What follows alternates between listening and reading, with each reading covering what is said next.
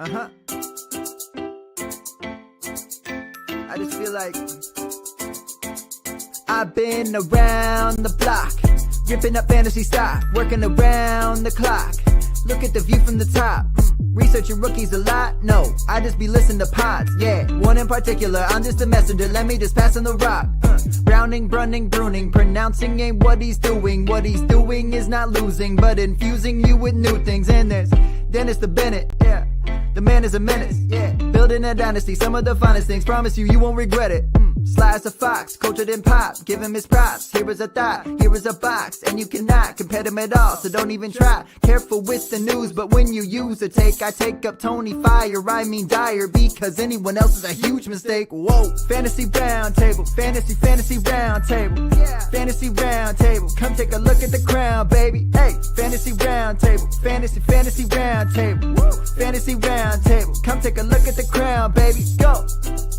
Hello and welcome to another episode of the Fantasy Football Roundtable podcast. It's Monday, Labor Day, and that means it is time for our league, our redraft league that is currently ongoing. And even though Dennis and I are back-to-back spots, I was 9, he was 10. I don't feel like you've taken a lot of people that I was targeting in my spot. No. You know, I knew you were going to take RJ Harvey when you took him, if he made it back to you. And I think you probably would have went Sutton if I had let him get past me, maybe. And Sutton prevented me from taking Mims. I was looking at Mims. As much as I would have, I'm not willing to invest as heavily in the Denver offense as you are. But no, overall, I don't think we've sniped each other too bad at all. No, I maybe have a little bit of different ideas. I honestly, I kind of forgot about Cortland Sutton because I was looking for something else. And when you took over after I took RJ Harvey, I was like, that was stupid. Because I do like stacking a receiver with your quarterback. But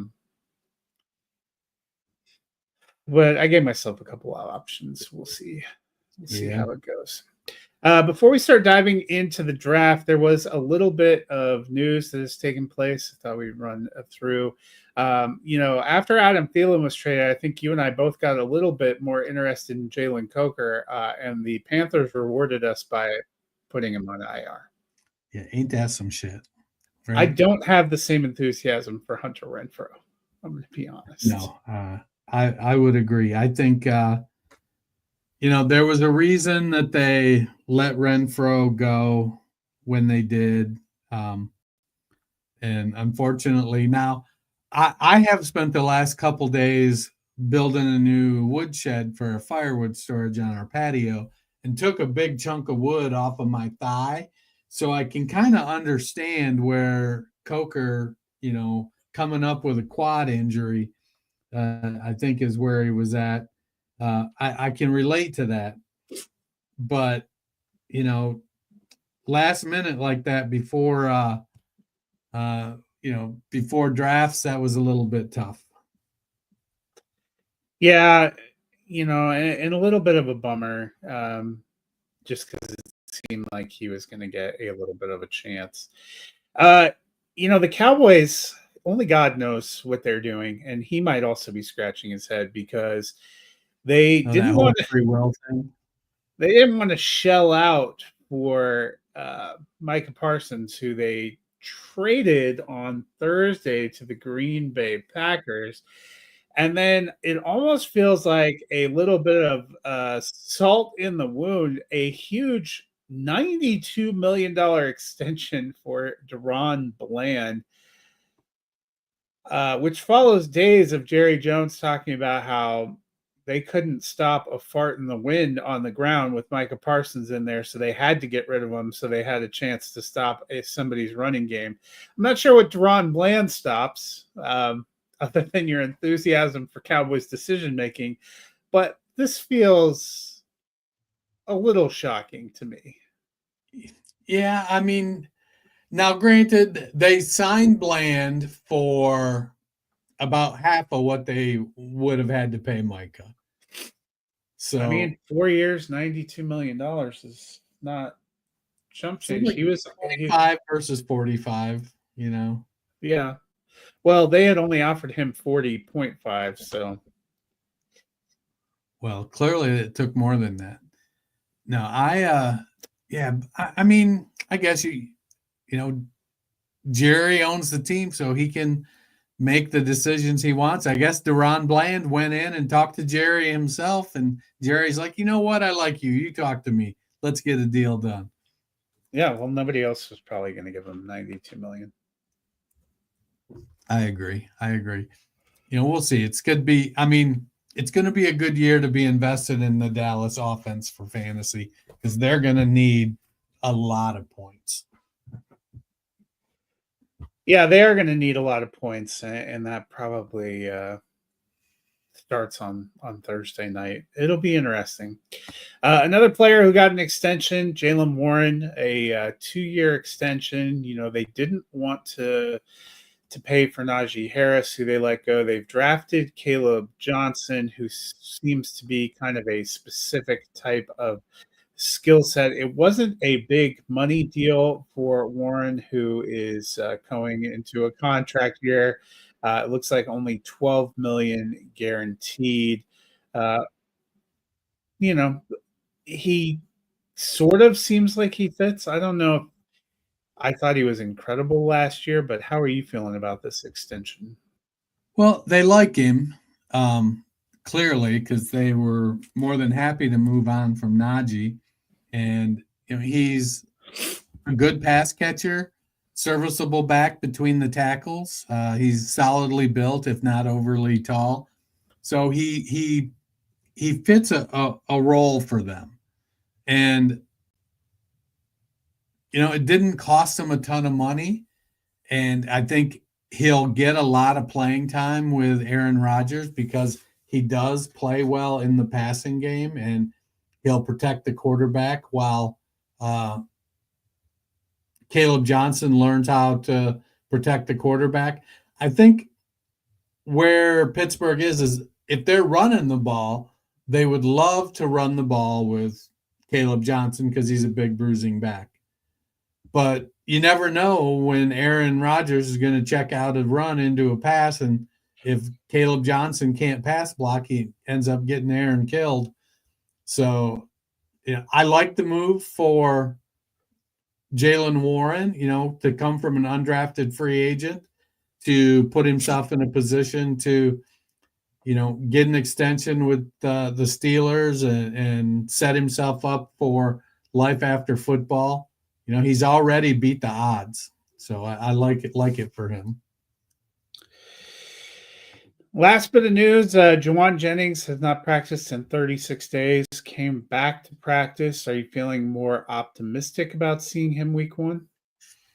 Well, my, let's see, where is it? My 11th round draft pick would say, yes, I am feeling optimistic. Hopefully, he has always been one of those guys that has stepped up when they needed him. He was a preseason hero.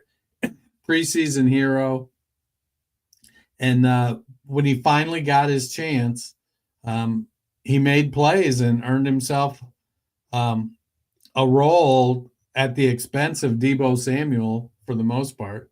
So now I think, with Ayuk coming back from injury and going to be out a while still, it's Pearsall and Jennings and the other guy, Kittle. So I'm blanking here. So, I'm glad that he's back. All right. I'm on the clock. And I think Kittle might end up being their number 1 receiver. We'll see how Pearsall does. It should be an interesting. Yeah, Pearsall seems to pick up those soft tissue injuries so far. Makes Yeah. me, damn it, I just got sniped on Dante Thornton. You mean someone did you a favor? Yeah. I mean, it'll be interesting to see. Well, you referenced it, so I will bring it up. This is our redraft league, our draft. We are going in the later rounds now. It kicked off just a little over an hour ago, so I will make it full screen there. Tell me your thoughts. We started first overall pick was Jamar Chase. Not too bad. It is a super flex redraft. Then we had a run of quarterbacks, which you would expect: Josh Allen, Lamar Jackson, Joe Burrow, Jalen Hurts, Jaden Daniels. I think probably guys you would all expect. Bijan Robinson going, Brian Thomas Jr. I thought that was maybe a little early for the second wide receiver off the board, but if you have a gut feeling, you kind of got to go with your gut. I went with Jahmyr Gibbs, who did not fail me last year, and I hope won't fail me this year. You get CeeDee Lamb, then Amon-Ra St. Brown, and Justin Jefferson to end things out. What did you think of the first round? Yeah, I mean, the quarterbacks are the ones you expect to go. Maybe a little surprised that Chase went over a quarterback at the first pick. But Chase has shown himself to be, one of one. I love Justin Jefferson. I love CeeDee Lamb, but there is a gap between them, between Chase and them. And some of it comes from the fact that they have to throw the ball as much as they do. So pardon me while I scroll here. Yeah, you are up. Yeah, I was a little surprised Jefferson. I think you had Lamb as your number 2, so it makes sense where you took him behind Chase. I think Chase, Lamb, and Jefferson probably would be most people's top 3. But shoot your shot. If I feel like that's how it is with Thomas and Amon-Ra St. Brown. You can't really go wrong there. I really like Malik Neighbors. He goes there in the second round, stacked up. Amon-Ra and Malik Neighbors. That's going to be a heck of a wide receiver. I got to be honest. When John Hamler's went Jefferson Barkley, I thought, oh, Beth ain't going to take Neighbors. She's gonna pass. And I'll be damned. So I ended up with Genty in the second round, but I was eyeing that CeeDee Lamb Malik Neighbors stack. Yeah, and that would have been pretty good. The second round, you would have been awesome. I thought John did a nice job there on the turn with Justin Jefferson, Saquon Barkley, probably pretty good. Amon-Ra St. Brown, Malik Neighbors, pretty hot start. You went with Ashton Genty, and I think you and I both have him kind of in that top 5 range. So that felt about right there going as RB4. When it came back to me, I looked at receivers, but I think I was a little surprised so many receivers had come off the board. And I could understand taking Patrick Mahomes, who went right after me, but I'm not a huge Mahomes guy, and that's just not what I wanted to ride with. I thought about it long and hard. I think Christian McCaffrey, if he's healthy, is just such a dynamic player, and I thought that would give me a pretty awesome set of running backs. So I took Christian McCaffrey there. Then Mahomes goes right after me. Brock Bowers, probably a positional advantage at tight end. Might actually put up like wide receiver 7 or 8 numbers. So probably as good as the receiver there. Then Nico Collins goes, Derrick Henry and Devon Achane. Puka Nacua, who I know you had pretty high. I think he was in your top 5 among receivers. Then Drake London and Josh Jacobs. What did you think of the rest of the second round? Yeah, I was probably a little surprised that only one quarterback went in a super flex. Yeah, only 7 in the first 3 rounds, or in the first 2 rounds, excuse me, which is a little bit lower, but maybe a sign that people are starting to understand if you overvalue. Yeah, 6, right? Sorry, I can't count. If you overvalue that position, you can miss out on some really good high scoring other players. Yeah, I as much as I like Achane, I'm starting to get a little scared off by his injury status seems to be perpetual anymore.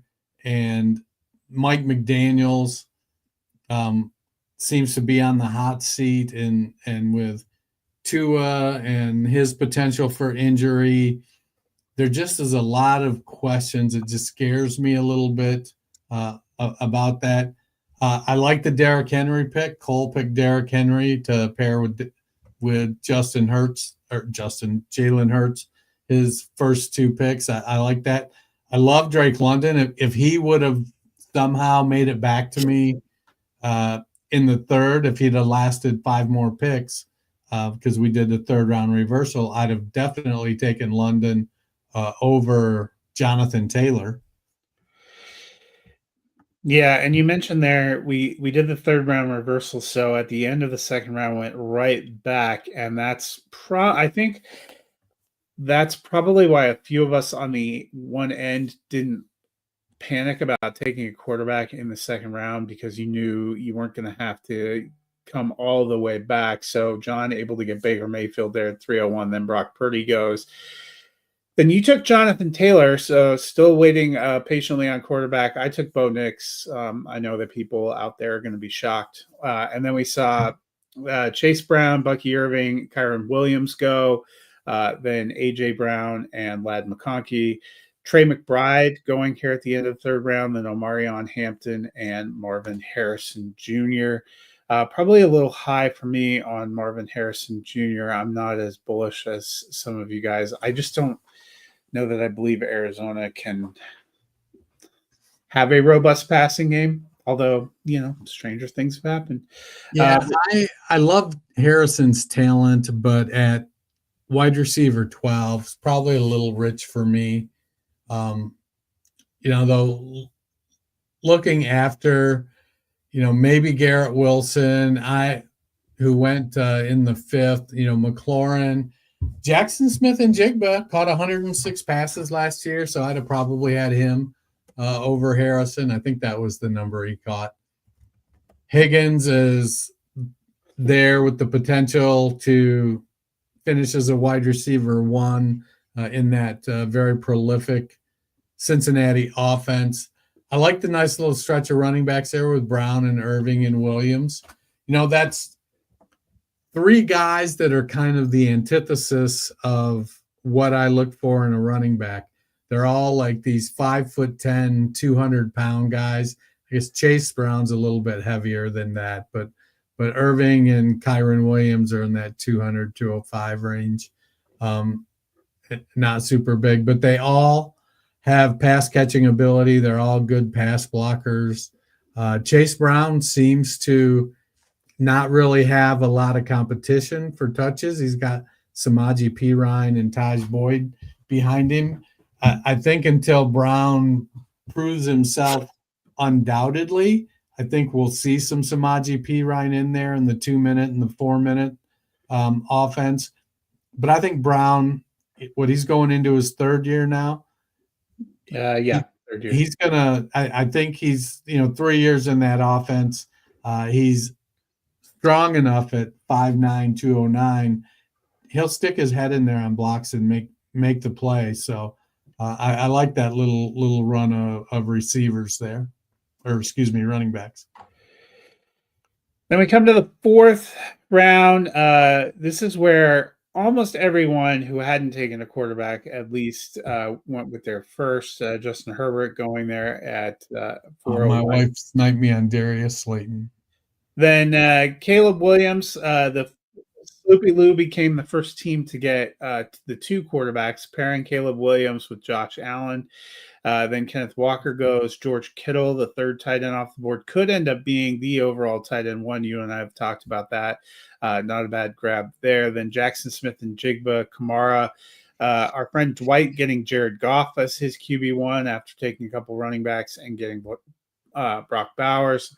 Then McLaurin goes. I needed, we start 3 wide receivers, so I didn't want to wait too long. I grabbed T. Higgins, a guy that I'm higher on probably than a lot of other people. I have him up in my top 10. Then you got Mike Evans.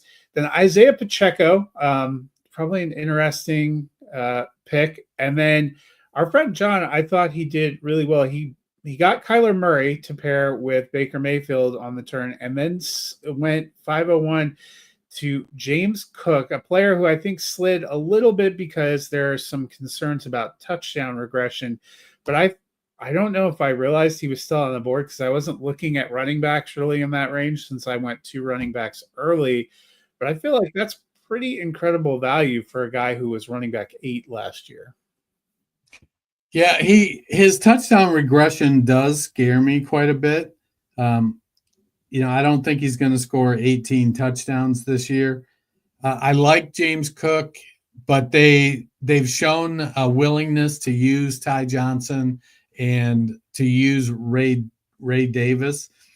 I think Cook is the one there. They signed him to the extension, so they're going to play him. It isn't like he's going to lose time. But I think they're also hoping that Dalton Kincaid will be fully healthy so they can realize his potential that's kind of been untapped his first couple seasons. For me, James Cook is my RB2. He is a good pass catcher. He will play in that area of the game. He's a good between the tackles runner, but he's another of these 200-pound backs. So, I don't hate the pick there. Yeah. So that kind of brings us in. I think you're on the clock, so I'll let you get your final pick. We are coming down to the end here. 5th round, finished up Kelsey, and then you grabbed your first quarterback, Drake May. I actually, if you hadn't taken him, I would have taken him because I was looking to get my Superflex quarterback there. I ended up going with Dak Prescott. And then Michael Penix, so kind of a run of quarterbacks. Then Garrett Wilson, DK Metcalf. Then Breece Hall, Chuba Hubbard, Travion Henderson Hall, a guy that's been slipping. A lot of questions what the workload's going to be there, but could end up being a great pick there in the 5th round. Then Sam Laporta, and then Tyreek Hill, another kind of polarizing guy who's sliding around there. But what made you go with Drake May as your QB1? So I was when I was in the 4th, I was looking at quarterback, and I made the decision based on Beth and John both already having one quarterback that I would probably be able to that probably not more than one more quarterback would go. I like May's rushing ability. I think he brings a lot to the table there. They've added some weapons around him. They're trying to beef up the O-line. Josh McDaniels has shown himself to be a pretty good offensive coordinator. He's probably as good an offensive coordinator as he is a bad head coach. So as long as Mike Vrabel keeps him in tow there, I feel like there's a great opportunity for Drake May to take a nice step. I like Kayshon Boutte. He flashed a little bit last year. They brought in Stephon Diggs. Speaking of, I probably should have taken Boutte over Calvin Austin with my last pick. If he was still there, I didn't see. But I took Evans in the 4th because I felt like either May or Prescott would be available for me, or even Stroud would be available for me in the 5th. And when I took Evans, I really debated between Evans and Garrett Wilson. I think at this stage of their careers, Garrett Wilson is a better wide receiver, but I took Evans over Wilson based on Baker Mayfield versus Justin Fields.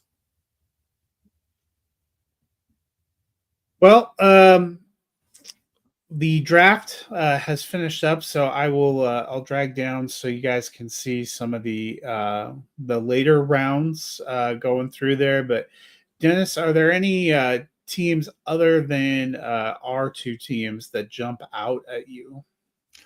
I liked how Jackie built. She started with Jaden Daniels, brought Stafford in as their QB2, added Daniel Jones in the 14th round. But Nico Collins, DK Metcalf, Xavier Worthy, Ricky Pearsall, Christian Kirk, and Joshua Palmer at wide receiver. And then Kyron Williams, Alvin Kamara, Austin Eckler, Javonte Williams. Those guys all are pass catching backs that catch passes. Williams has lost some of his pass catching role with Stafford. It's not that they're bringing in another back to catch passes. They're just running him and not throwing the ball to him as much as they did a couple seasons ago. But Alvin Kamara is still Alvin Kamara. The offense in New Orleans is going to run through him. She went Hawkinson and then added Brenton Strange as her tight end too late. I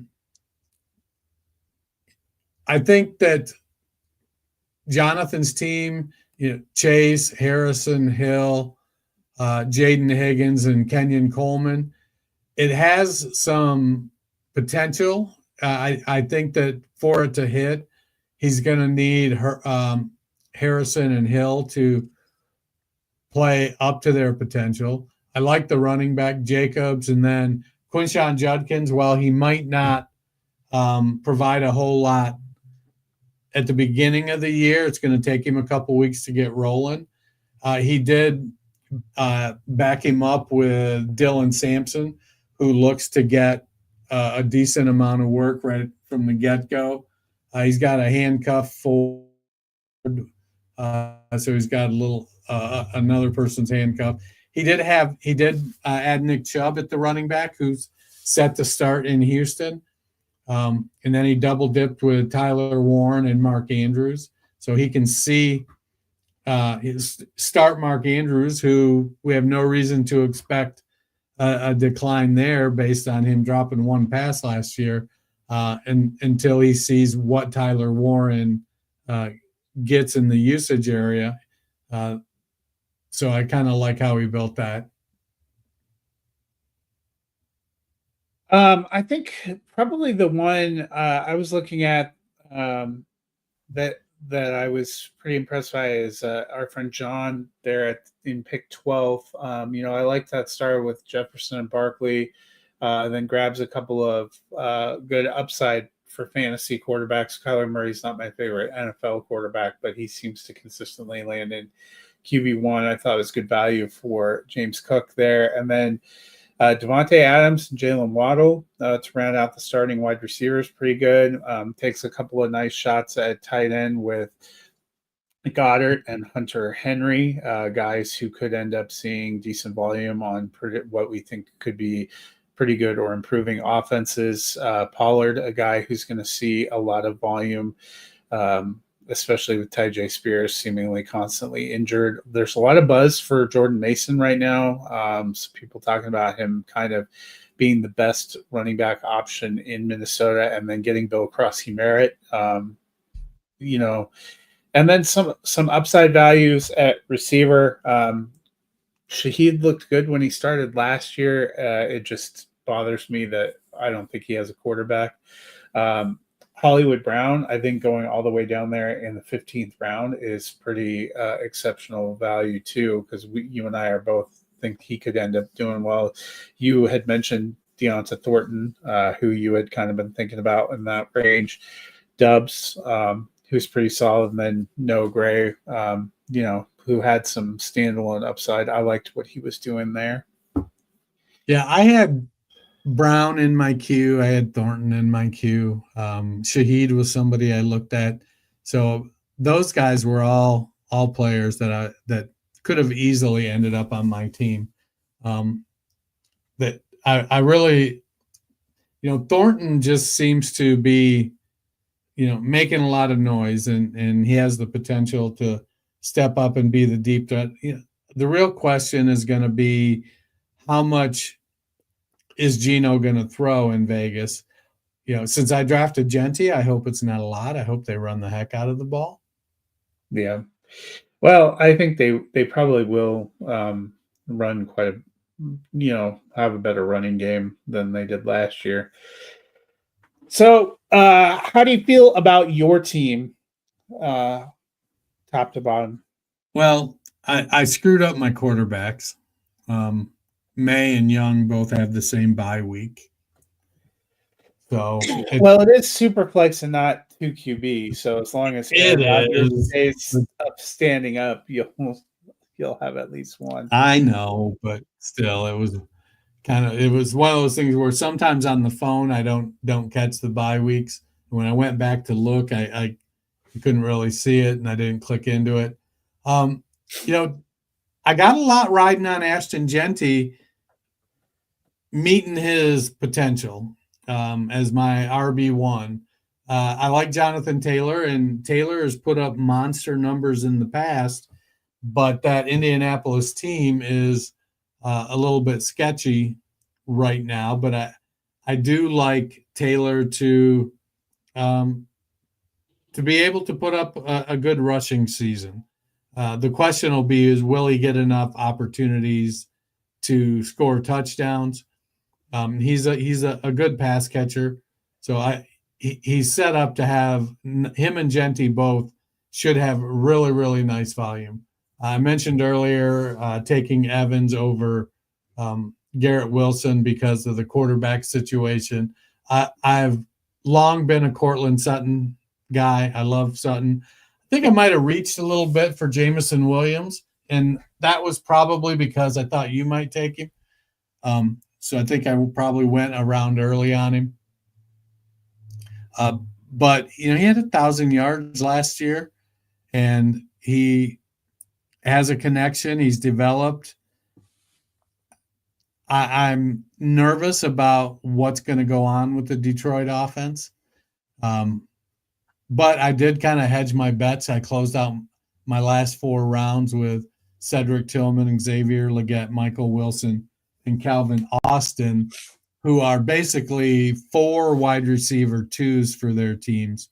And if any of them can step up and command a decent role, Aaron Rodgers likes to throw the ball. He likes to throw it to a guy, but I'm not sure that DK Metcalf has that Jordy Nelson, Devontae Adams, James Jones capability. He's just a much different style of receiver, and I think Calvin Austin is more that kind of guy.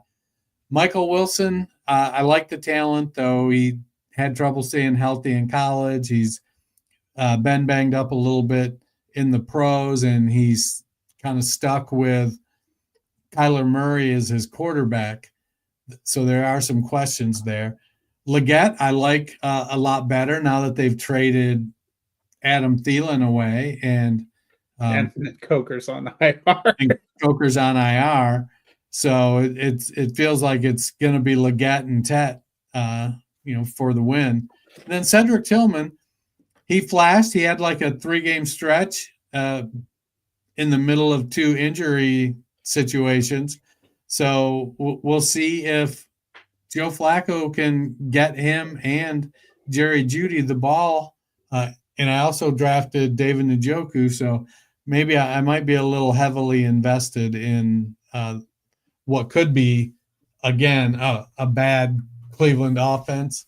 The more I talk, the less I like my team. You're not the only one that invested in the Cleveland offense.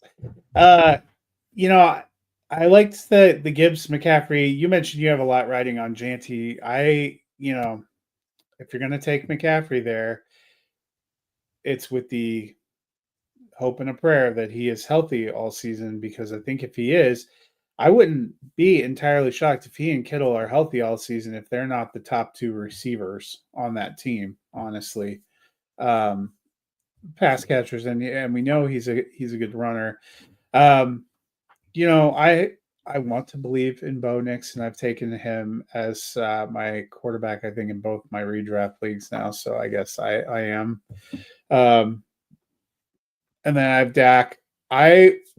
After Geno went, Darnold and Geno went there, I was like, there isn't a great QB3. So I thought, You know, a sneaky one. I think Dart may end up starting after week 4, so I'll wait and pick him up. And I looked at him for a couple rounds. I was like, I don't think I need to take it yet. I don't need to take it yet. And then I saw him go to Lou there in I think it's round 13. I was like, I waited a little bit long. And then when they were coming out, I was like, well, maybe I'll take Daniel Jones. And then he went. I was like, no, I don't like any of this. And then after you and I had been chatting, and I said I wasn't very happy about, or I wasn't very enthusiastic for Flacco. I'm like, that is really the only QE3 option to go for. So this is what happens to you. I don't know if I love my going for Matthew Golden there. I think there's upside. Ibuka is somebody I definitely was targeting. I've been getting higher and higher on him. I think he could end up. I think he will end up being the Buccaneers' top pass catcher. So I thought that was pretty good where I got him. I took a shot on Evan Ingram. That would be my quarterback pass catcher stack if it works out. He could end up being a pretty big target. I got a couple of Broncos receivers that I think have some upside late, as bench guys. I also went with, in Marvin Mims and Pat Bryant. I also went with what I think could be some upside with Amari Cooper, who went back to the Raiders. That is a team that definitely is still trying to figure out its receivers. One of the picks I liked best, my running back 4 in the 12th round, I got Jerome Ford. I mean, it's not an exciting pick. We mentioned being invested in the Browns offense, but he's been their leading rusher the last 2 years. They still have not signed Quinshon Judkins. Everybody just thinks he's going to sign and roll into a dominating role. But the longer this wears on, and even after he signs, there's still a good chance he ends up getting some kind of a suspension. I think it's fair to wonder what is going to happen there. And right now, Jerome Ford is the starter. I think Dylan Sampson has some upside this season, but Jerome Ford, we've seen him do it a couple of times. So I figured it was worth it for my running back 4. If Harvey does what I expect and McCaffrey and Gibbs stay healthy, I could have some pretty good running backs, which will be helpful. Yeah, if you end up with McCaffrey going down, I think you hedged with RJ Harvey. Jerome Ford feels like by week 8 or 10, he may not be somebody you can count on. It feels like Judkins will kind of have usurped that role there.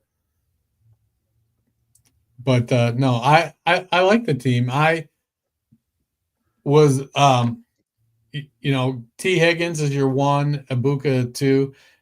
Cole was eyeing Matthew Golden when you picked him. So he was that was who he had queued up for his next pick, and see where he ended up pivoting and going Colston Loveland at the tight end position. Yeah, and that, there's been a lot of talk about how much Loveland's going to be involved and how much he could be a factor. So, I think that could end up being a pretty good pick as well. Yeah, it'll be interesting to see what happens, what shakes out. I'm like you. I in the moment, all the picks make sense. I never feel great about it in the immediate aftermath. But last year, I think after our draft, I thought I had done some dumb things and I ended up winning. So you never know. Maybe the fact that you're talking yourself into not liking it means that it's your year. Yeah, let's hope. Let's hope. Well, that'll do it for us today. We are getting ready for the regular season on Thursday. When we are back, we will actually have the full week 1 preview, including that Thursday night kickoff game where the Parsonless Dallas Cowboys come to show off their new defensive superstar, Deron Bland, as they try to stop the Philadelphia Eagles. Should be interesting. There's games, live games on Thursday and Friday night. The Friday one is on YouTube, but it's free. You don't have to have a YouTube subscription. That is the Brazil game. That'll be the Chiefs and the Chargers. Then a full slate of games on Sunday. Sunday night football is the Ravens at the Bills, and then Monday night football is the Vikings at the Bears. So 4 pretty interesting primetime matchups to kickstart the season. Pretty excited to see those. Excited to see games. Your Lions opening at the Packers. That's not going to be too easy. The Browns opening hosting the Bengals. Not going to be too easy. Denver opening hosting Tennessee. So we'll see how our teams fare. We will make our picks and we'll preview the games on Thursday. But are you excited about the week 1 slate? I haven't looked at it in the context of a slate, but I am so excited. I am looking forward to football season. I can't wait to be sitting here 12 weeks from now crying because the season's almost over. I know it goes so quickly. It feels like it's a lot of going on and at the beginning, and you're super excited, and then it feels like you blink.